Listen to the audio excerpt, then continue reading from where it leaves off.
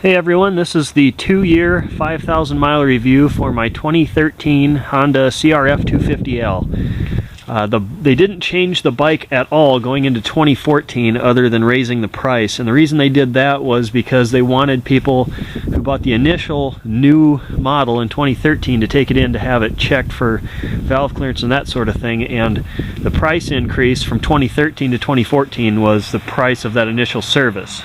And if you bought a service manual, it actually came with stickers to put over top of the service intervals so that you can go longer without checking the valves for the initial check. So there's that little bit of information for you. I'll start with tires.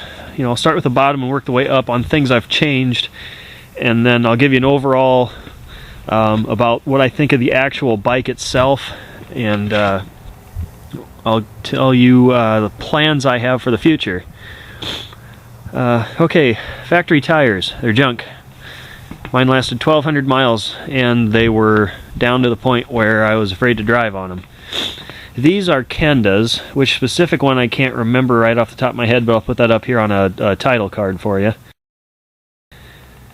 And the back is a little bit more worn than it should be because I did a pretty massive burnout with this thing, which you can see in my other videos. But what the tread looks like is this.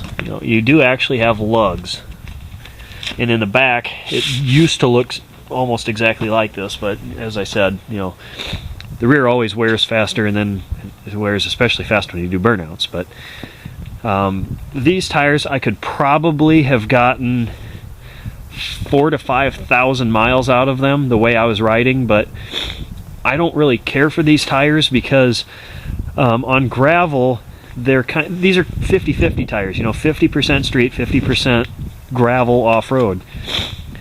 You can't plant the brakes real confidently on loose surfaces with these because they don't have big lugs to grab, and on the street they're great because they're relatively compact. There's a lot of rubber, so if you're doing mostly street stuff with occasional trips off onto gravel, they're pretty good. But I do a lot of gravel. Probably 80% of this bike's travel is on gravel,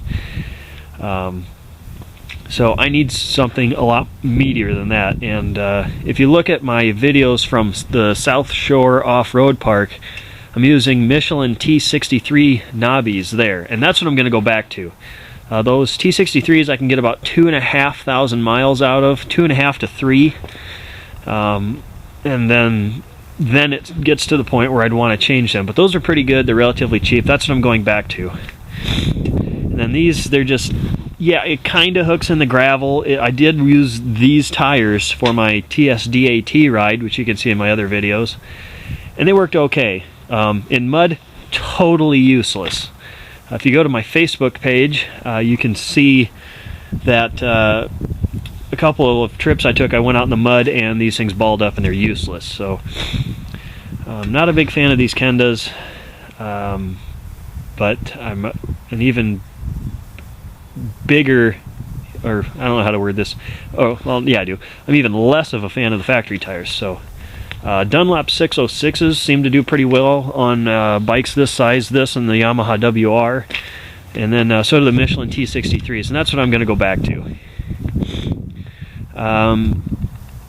Let's talk about the chain and sprocket. I'm on my second chain because I've driven through the water and sand with it, and the first one, it was just bad, so I put a new one on. I put a super light sprocket on the back, and I went up 2 teeth from the factory gearing in the back, and I kept the front the same. Now, I had a 13 tooth in the front with the factory rear, so I went down a tooth in the front, and I found that too short of gearing. My top speed really suffered, and 65 was really pushing it on the gravel roads with a 13 in the front. I felt it was really pushing it. So a little bit better ratio for me is +2 in the back to a 42 and a 14 in the front. I can still do wheelies really easily. It's geared lower for trails, but not so low that I lose all my highway capabilities, because I've gone 250 miles on the highway with this in a day, and I've done 250 miles of gravel in a day with this, so it's a good compromise versus going 3 up in the back for trails and stuff, or 1 down. Or the factory gearing I felt was too tall. It didn't ever have any power, and I was always downshifting going up hills out on gravel roads. I've got ram balls on it for camera mounts. I did have a shift lever on here, a folding shift lever, and it's just one I got off of eBay. It was bad. It wouldn't stay tight on the back, so I didn't want that shaft to get all knackered, so I took that off. I welded this plate on the kickstand so I can set this down on dirt and sand and stuff and not have the bike fall over. So far it hasn't been making the kickstand bounce, but this winter I am going to bypass the kickstand safety switch, because I don't want to be going through off-road sections and have that kickstand switch kill the bike. I took the passenger pegs off.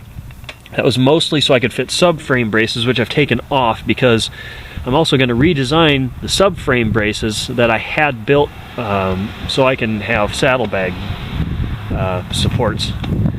And the reason I put subframe braces on, I just bolted them to here and then up to the back of the rack here, is because this tail section, I usually have 2 Rotopax tanks on it, and it's not strong enough to hold that. I mean, you can look online and there's a lot of people with subframe failures.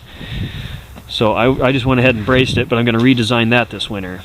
Another thing is the tool compartment.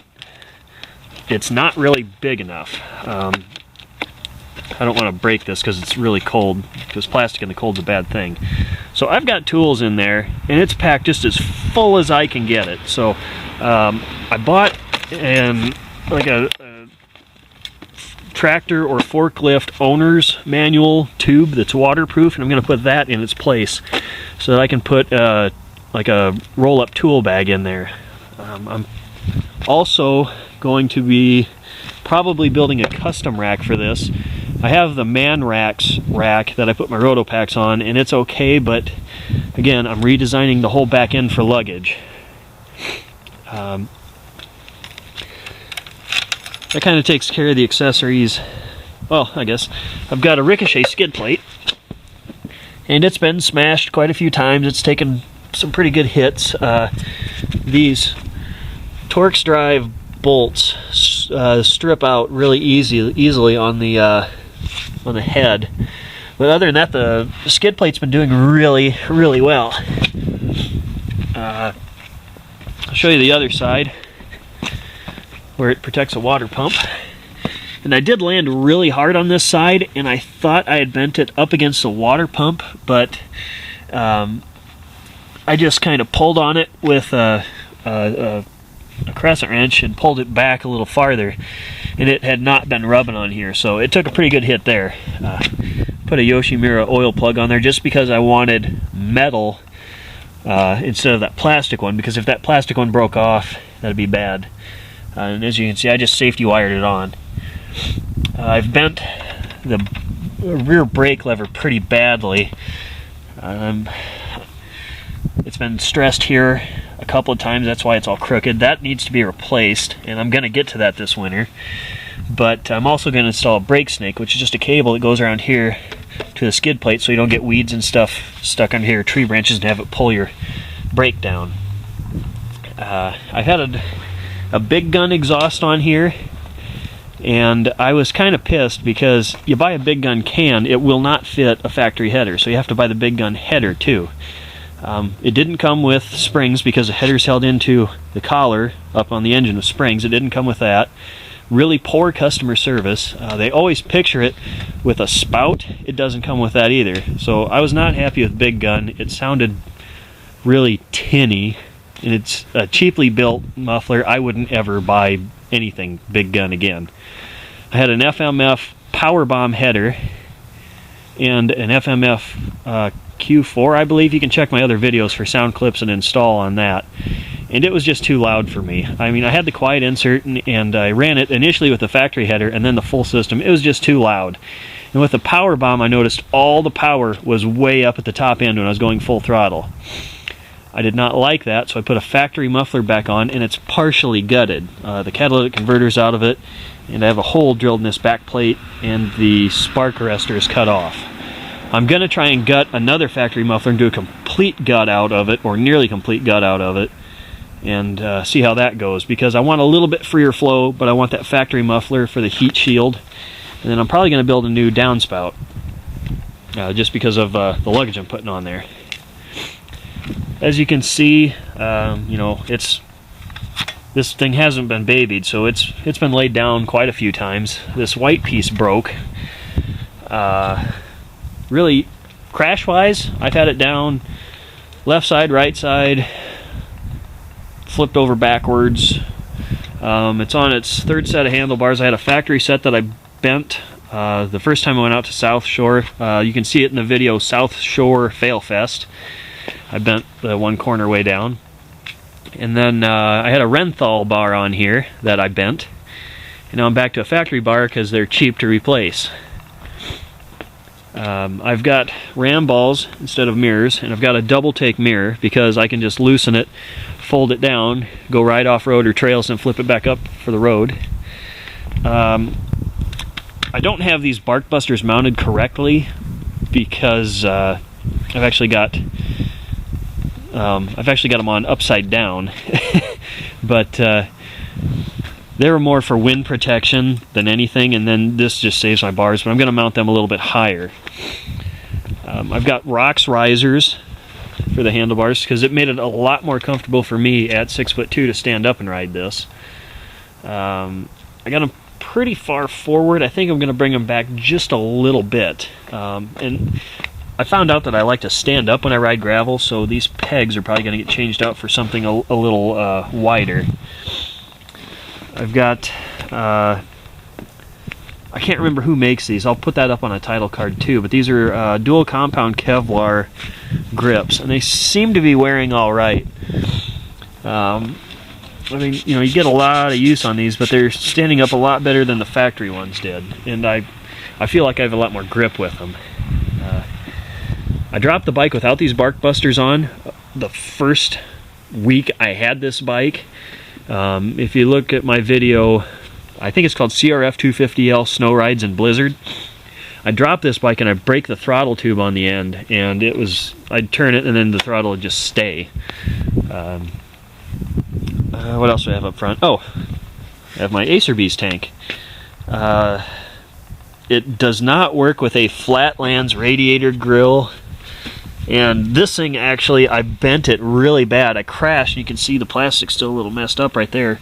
I crashed and hit real hard on the left side, and it folded the plastic under, and you know, there's a little bit of a bow left to it, but I couldn't straighten it out perfect. It did save the radiator, but it wasn't very strong, and I had to end up trimming this to fit the tank, and I'm probably going to take that off and build one of my own. Out of steel, because yeah, it's heavier, but it'll stand up a lot better to an impact. Up front, I got these off of eBay. They're just little tie-down points. It's a lot better than going around the forks. I think it's a lot easier anyway.